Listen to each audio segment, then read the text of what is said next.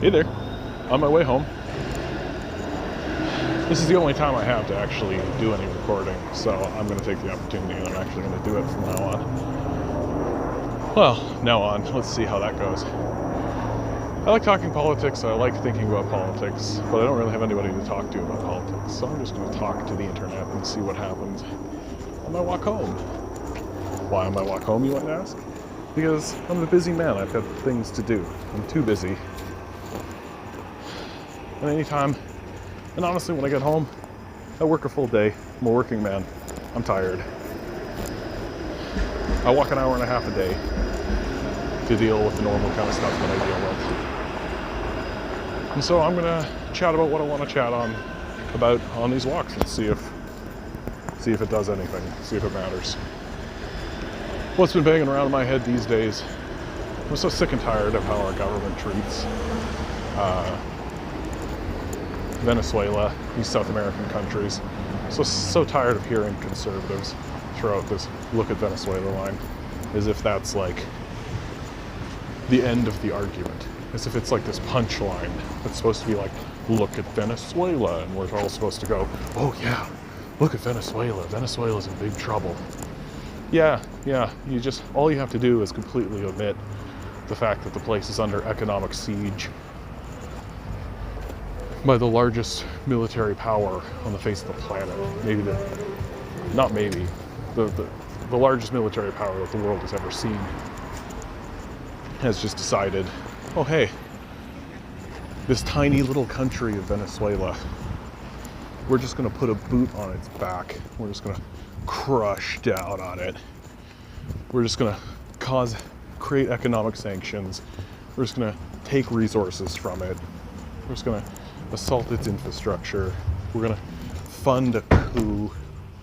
This is the fun one that I had. I had a whole thing with someone the other day who was trying to convince me, oh, Guaido's he's the legitimate president. Oh yeah, Guaido, right? He's the guy, right? Oh yeah, Maduro, he declared the National Assembly was illegitimate. That would be like if somebody said the Congress was illegitimate. Meanwhile, the National Assembly is a capitalist-funded, non-constitutional organization that was set up by capitalists as a, what they call, and this is hilarious, if you go on Wikipedia, you can actually see this. They call it a parallel governmental system.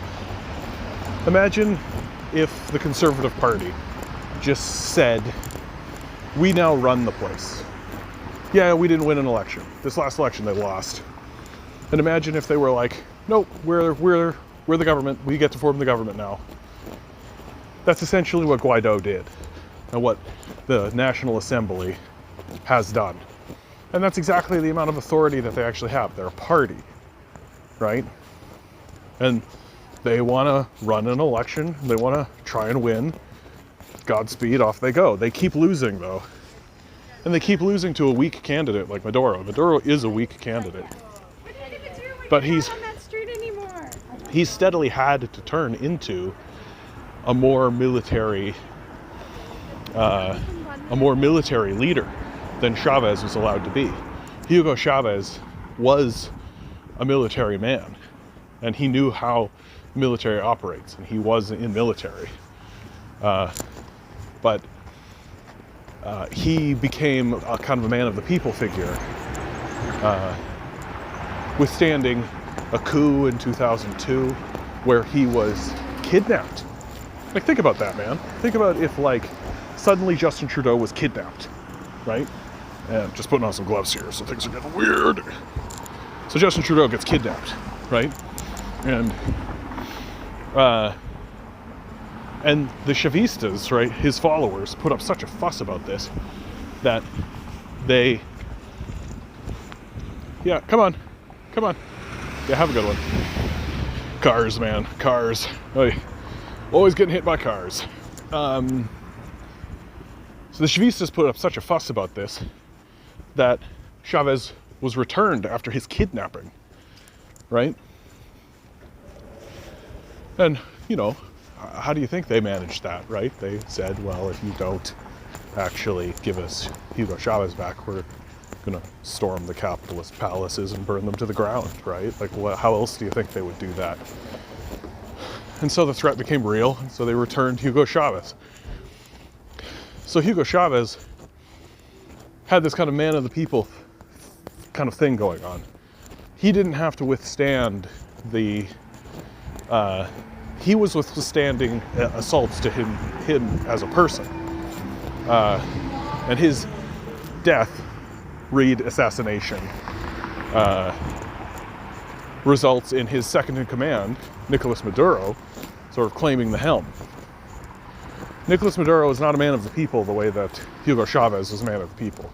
He isn't as outspoken, he isn't as verbose, he isn't as passionate as Hugo Chavez was. But he's taken the helm of this organization, of this experiment, this socialist experiment that was working.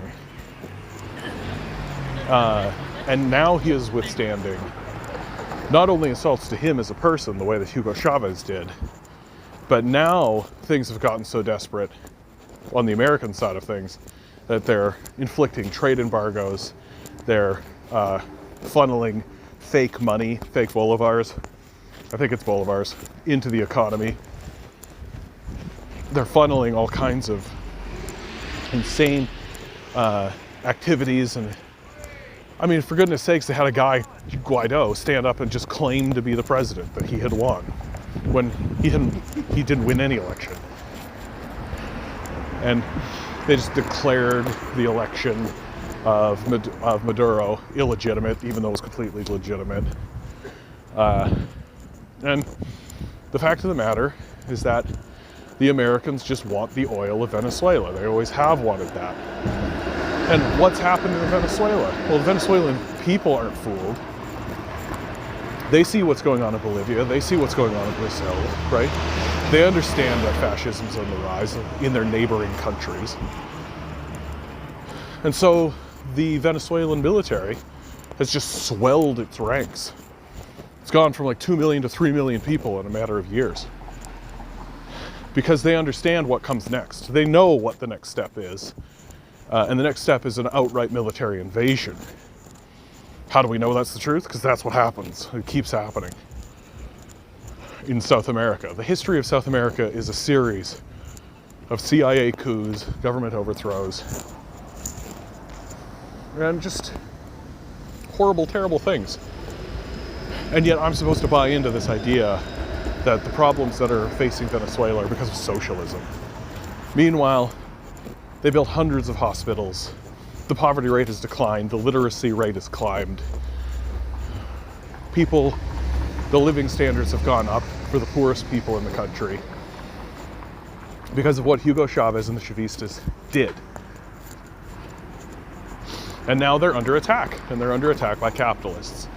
And that includes our current elected government, led by Justin Trudeau. The Liberals have been nothing but cowards on this point.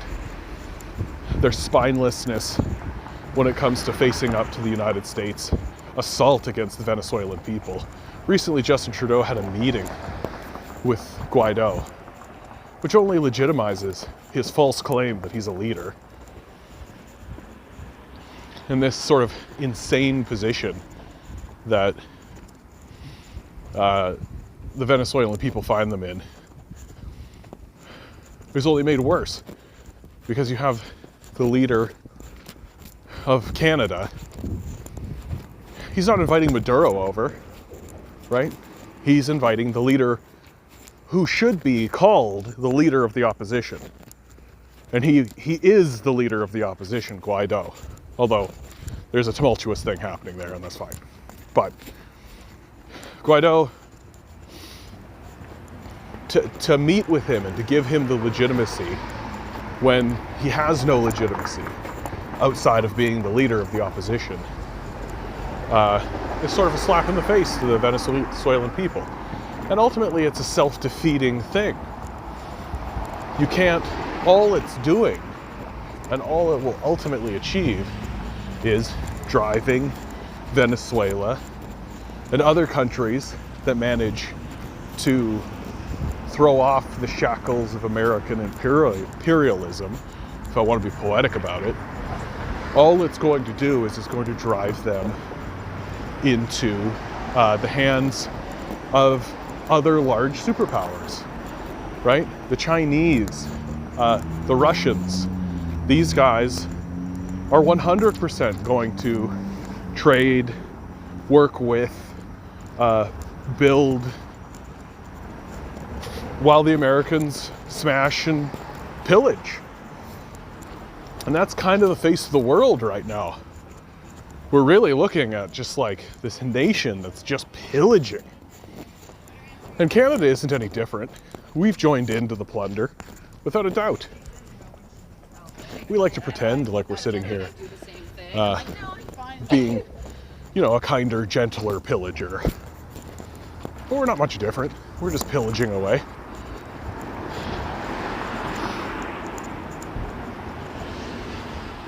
It just frustrates me so much.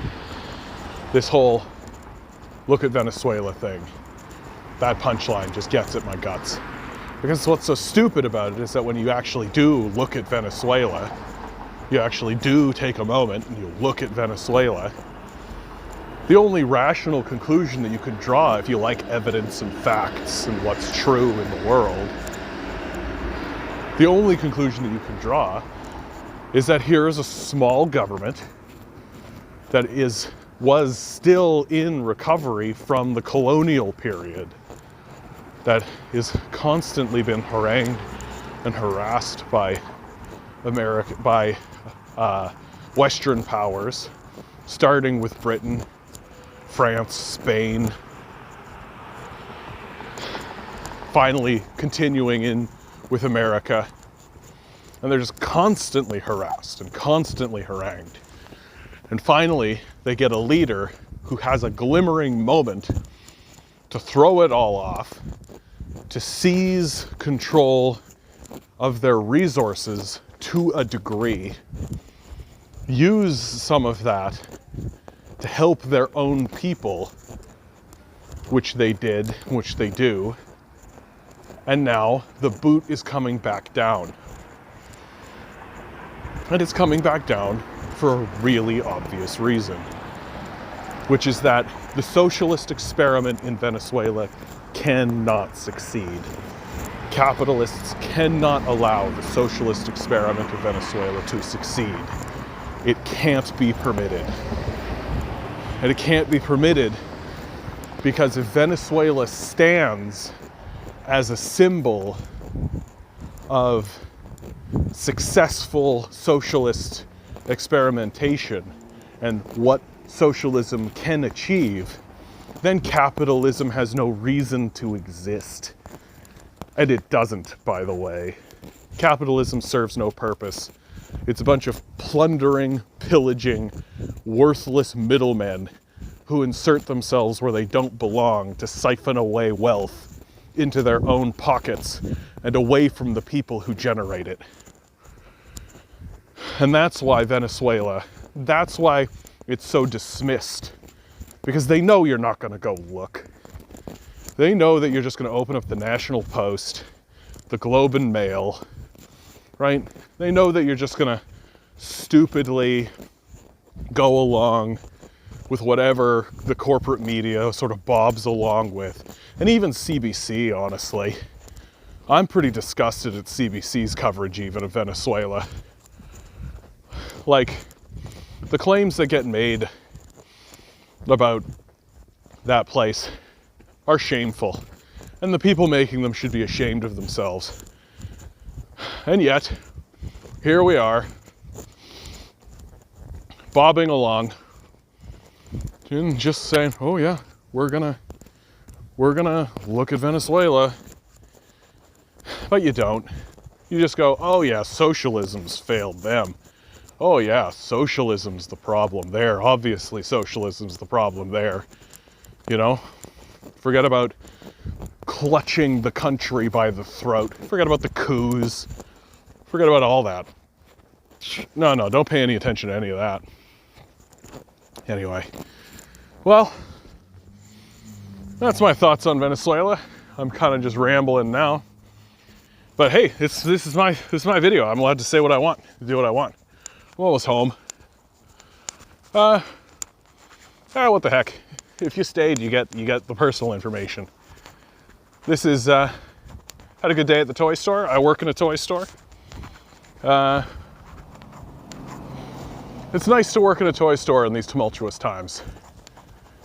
In these tumultuous times, I think it's important to create places of serenity. And I have been very fortunate that I have found a place of serenity in my work.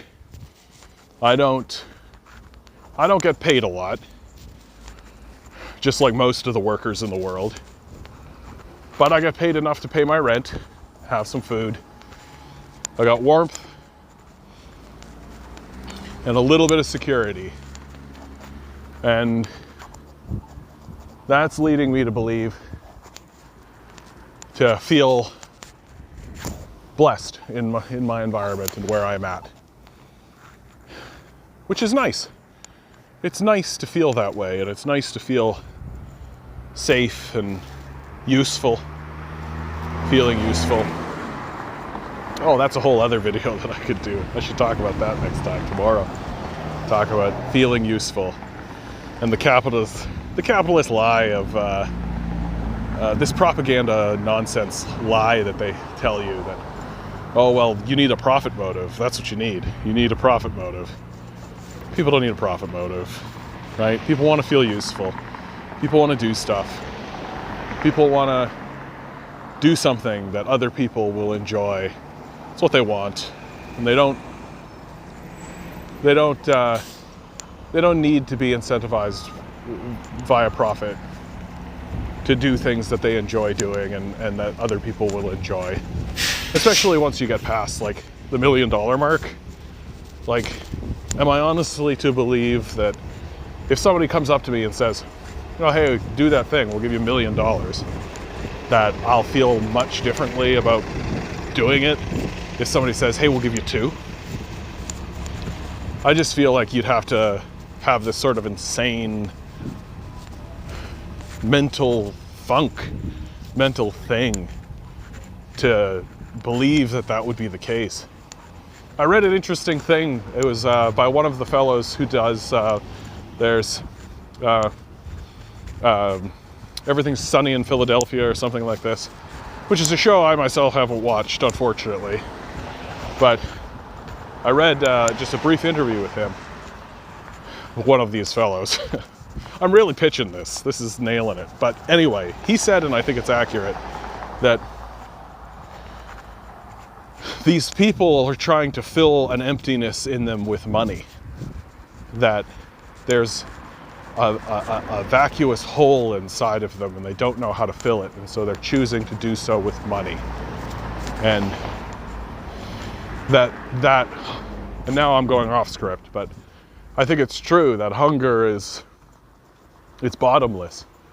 There's a bottomless hunger for the accumulation of more things and more stuff that can never be sated and never be filled. And these people, they just need to find something else, you know? They just need to find a new way. Anyway, the reason why it's dark is because I'm walking between the buildings to my house. I know I look so spooky now. All right, well, I love you. Thanks for listening. Hope things are going well for you.